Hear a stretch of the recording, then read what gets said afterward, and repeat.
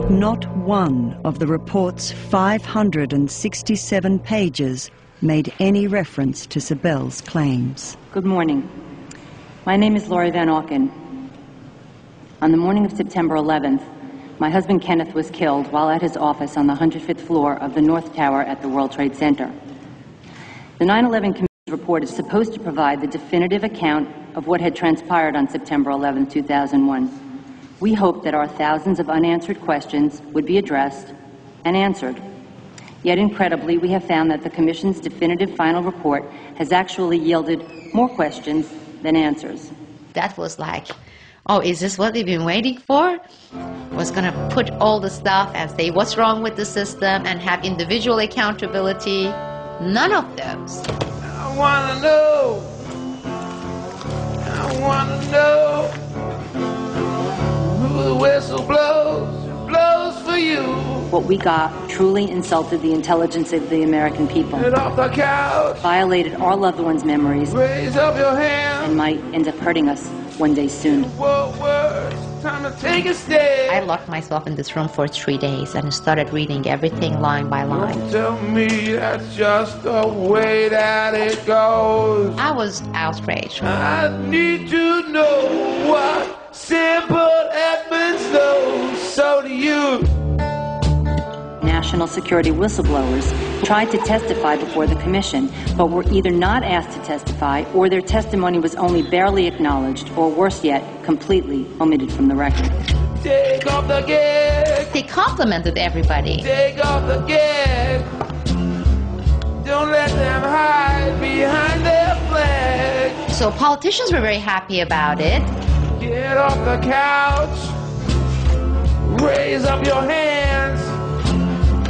It's a war word. It's time to make a stand. One whistleblower that we made sure the Commission met with was FBI translator Sibel Edmonds. It's just the way that it goes. Sibel is here. I need to know what Sibel Edmonds knows. So do you.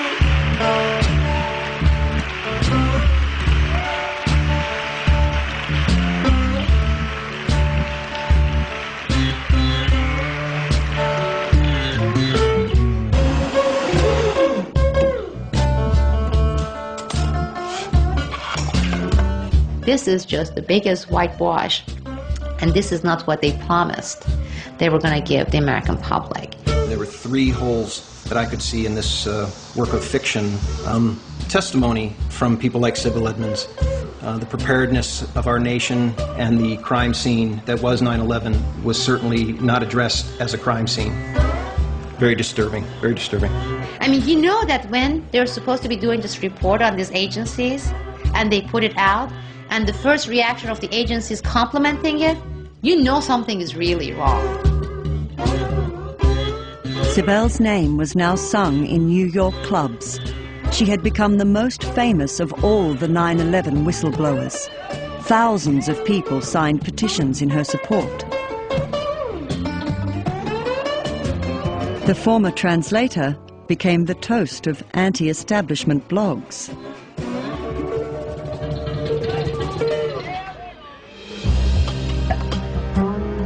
Supported by the Vietnam-era whistleblower Daniel Ellsberg, Sibel called upon disaffected intelligence agents to join her. Around 100 soon did so. Many of them had been tracking Islamist terrorists before September 11th, but had since been reassigned to the red herring of Iraq.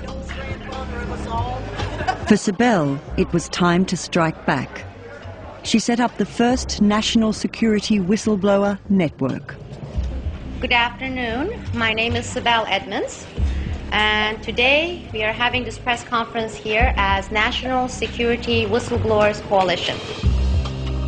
Once you start hearing these names, it's going to become more real to you, the concept of national security whistleblowers and who these people are. Yo, gentlemen. Edward Costello, former Special Agent, Counterintelligence, FBI. John M. Cole, former Veteran Intelligence Operations Specialist, FBI. You know, when you're going to hear people like 20 years of experience, have gotten this many medals, this many awards, patriotic, highly awarded, competent people, and they're being reduced to nothing. Steve Elson, veteran agent, FAA.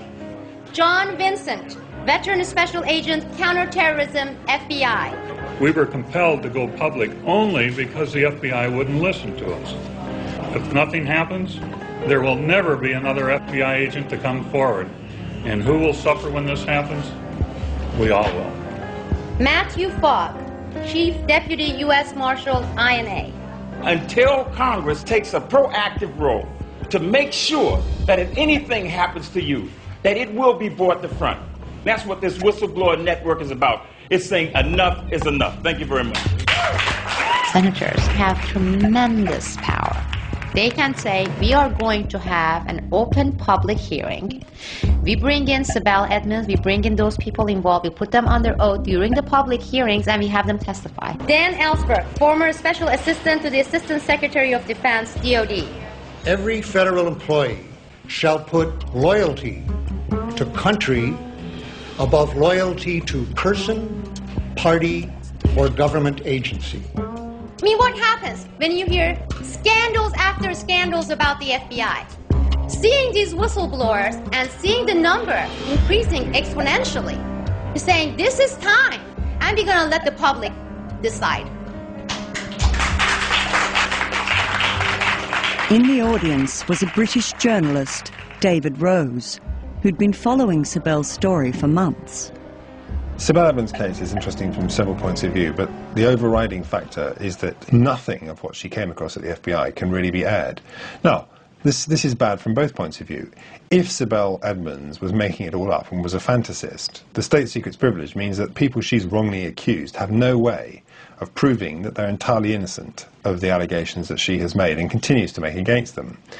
But if she's telling the truth, then the American public is being kept in the dark about matters which I think probably most people in America will be actually keen to know about. Manhattan.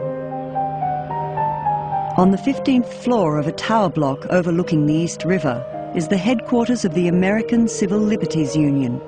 It agreed to represent Sibel.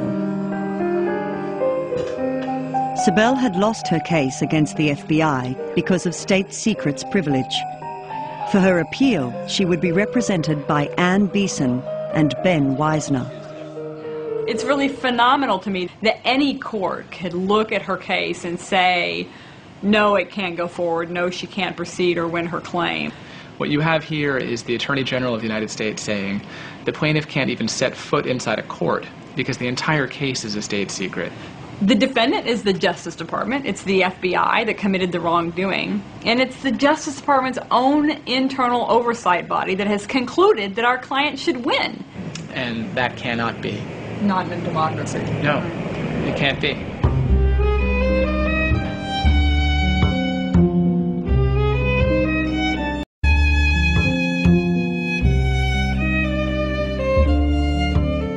In January 2005, Sibel and her lawyers won partial declassification of the Justice Department's internal report into her case. The report partially endorsed her claims.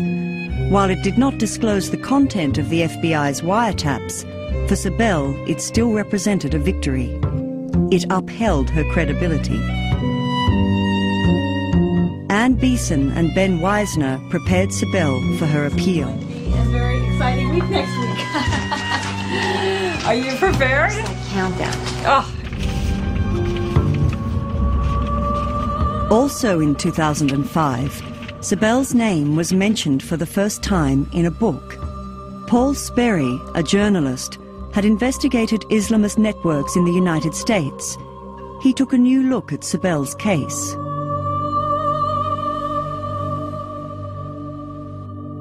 Sperry was the first to name the organization on whose behalf the Dickersons had tried to recruit Sibel. It was a Washington-based lobby group, the American Turkish Council, or ATC. The chairman of the American Turkish Council. Are we ready to run that? and we'll serve the dessert at the same The time. ATC's offices are on 14th Street in Washington, D.C.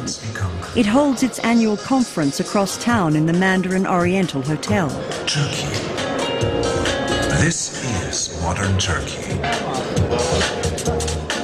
The aim of the ATC is to promote business between Turkey and the United States. Geographically, connecting Asia to Europe and the Middle East to Africa strengthens Turkey as a center of intercontinental information, technology, communications, and finance. America is honored to call Turkey an ally. Turkey's role as an energy corridor for oil and natural gas, and the country's cultural connections increase Turkey's power in the region. At the conference, oil magnates and defense contractors rub shoulders with Turkish and American soldiers and diplomats. We have a very well-working strategic partnership. This is a very strong relationship. One does need to look at the close connections that exist between the United States and Turkey and the important place that Turkey occupies in US foreign policy in several respects as a customer for armament systems. And of course you look at the people who are on the board of the American-Turkish Council, and it's almost like a who's who of some of the big American weapons corporations. Boeing, General Dynamics, Lockheed Martin, Northrop Grumman, Raytheon, United Technologies, BAE Systems. 7 of the world's leading arms corporations sit on the ATC board. Their annual turnover is $220 billion, equivalent to almost half the military budget of the United States, or all of Europe's put together, and Turkey is a prized customer. Trade is a key part of this. Here, Turkish officers and diplomats use their influence on their Washington friends to finesse sensitive security issues. Although 80% of the Turkish arsenal is American-made, the Turkish military resents the fact that some weapon systems are denied them. The FBI, aware of this, began wiretapping the ATC in 1997. The FBI employed Melik Dickerson without knowing that she had worked for the ATC. Clearly, she was still doing so when she tried to recruit Sibel. But what was so compromising about the wiretapped conversations that Sibel had been working on? The people that I've talked to about these tapes are extremely nervous. The 23rd of April, 2005, the day of Sibel's appeal. She and her lawyers cited the First Amendment to the Constitution, which guarantees freedom of speech.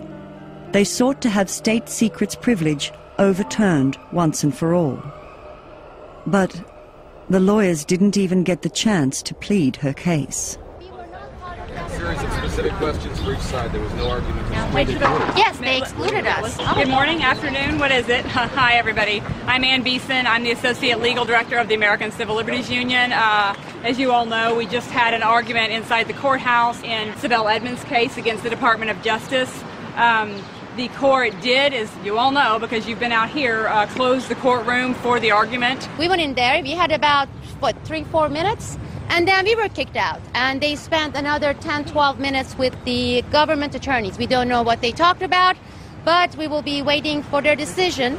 It's clear that it should go forward because the Justice Department's own Inspector General concluded that her allegations were fully supported and that the FBI terminated her services because she made them. Look, when the Attorney General came initially and invoked the state secret privilege, okay, he cited 2 reasons: to protect certain sensitive diplomatic relations and to protect certain foreign business relations of the United States. Now, they are saying that whole information, everything, is classified. We don't know what diplomatic relations they are referring to. They must be ashamed of it because they don't want to mention it. So we have certain diplomatic relations that prevents criminals being, prosecuted here. And I'm talking about the criminals in the United States of America, American citizens. I'm not referring to only foreigners. That's your fight too. As much as it is my fight, it's not only for whistleblowers. It's your fight too. America, okay by me in America, everything free in America, or us not be in America. A few days after the hearing, the judgment was given. Sibel lost her appeal. Her lawyers now considered Sibel to be the most gagged citizen in American history. Only one avenue remained open to her, the Supreme Court. When Sibel began working for the FBI, she was 32. She was now 36. On the 3rd of August 2005, Vanity Fair published David Rose's article. Sibel's story was splashed across the newsstands. I remember I wrote the pitch, the memo, suggesting the article like it was a film thing. So I said, Act 1, you know, there is Sibel, this brave Turkish American, she wants to do the right thing. Then to her horror, she discovers some kind of spy. And then Act 2 is the terrible things happen to her. She gets fired and she gets victimized and so forth. And then Act 3 is her fight back. And I said it ends with the article being published in Vanity Fair, and then suddenly she gets a ticker tape parade through New York, and everyone thinks she's a national hero. Of course, that bit hasn't happened yet.